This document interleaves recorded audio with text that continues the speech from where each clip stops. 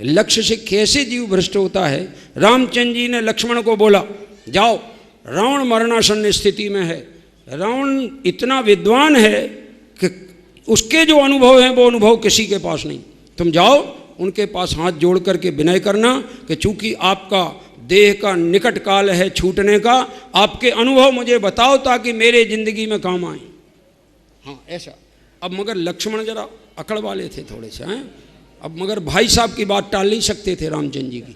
अब ऐसे तो बोले, मुंह बनाया, कहाँ मेरे को लक्ष्मण रावण के पास भेज रहे, मैं क्यों जाऊं रावण के पास। मगर बड़े भाई की आज्ञा भी कैसे टालूं। उन्होंने कहा नहीं, जाओ। जो गए जाके, और वे मृत्यु शैया पर पड़े ही थे। पीछे जा एक कुर्सी पड़ी थी सिर के पास, तो जाके बैठ गए। बैठे बैठे चले आए वापस, और झुंझलाते हुए कि आपने भेजा था, मैं गया था, कुछ भी नहीं बोले।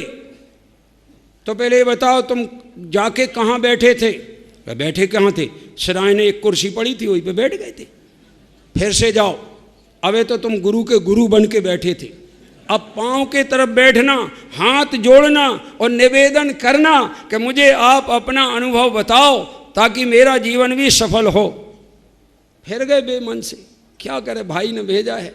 चले गए, सामने बैठे, हाथ जोड़े उनके सामने और कहा कि मैं आपसे अनुभव सीखने आया हूँ, कृपया करके आप अपने जीवन का उत्कृष्ट कोई अनुभव हो वो बताइए।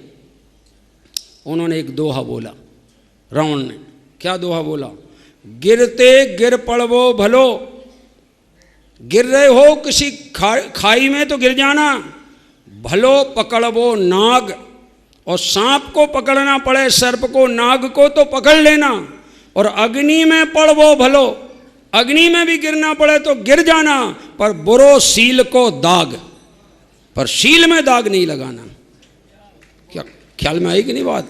कितनी कीमती चीज दी उन्होंने कि अपने हमारे जीवन में उन्होंने यही अनुभव किया, हमारे जीवन में कोई गलती हमने नहीं की, सब बिल्कुल नीति पे चले। एक गलती हो गई जिससे हमारे सील में दाग लग गया। और इतना बड़ा लोग दंड दे रहे हैं कि हर दशहरे को उसका पुतला बनाते हैं और उसके लिए डंडे मारते हैं, जबकि उसने अभिप्राय से कभी सील बिगाड़ा नहीं है। ये भी गजब बात है, उसका सील बिगड़ा ही नहीं, लेकिन वो क्रिया जो तुमने की है वो ठीक नहीं की। बिगड़ा तब जरूर था उसका परिणाम कि इनको ले जाएं और ले जाके इनकी परिणति को अपने सन्मुख कर लें।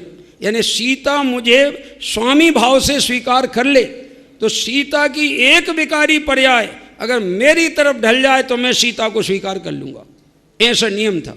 लेकिन वो उनकी विकारी पर्याय को अपनी तरफ ढालने में समर्थ नहीं हुए, और ये ढालने के परिणाम के काल में आयु बंद हुआ, सो तीसरे नरक चले गए। नरक आयु बंद गई और तीसरे नरक में गए। यानी एक विकारी पर्याय को पलटने का, उसके कर्ता बनने का फल तीसरा नरक है। तो जो सारे जगत के द्रव्यों के कर्ता बने हैं, उनकी पर्यायों के कर्ता बने हैं, समाज के कर्ता धर्ता बने हैं, उनका क्या होगा। एक विकारी पर्याय पलटने का फल तो तीसरा नरक। और सबके कर्ता धर्ता बन जाए तो कर्ता बनना उचित है। ज्ञान है कि अज्ञान है, तो अज्ञान को रखना कि छोड़ देना। ऐसे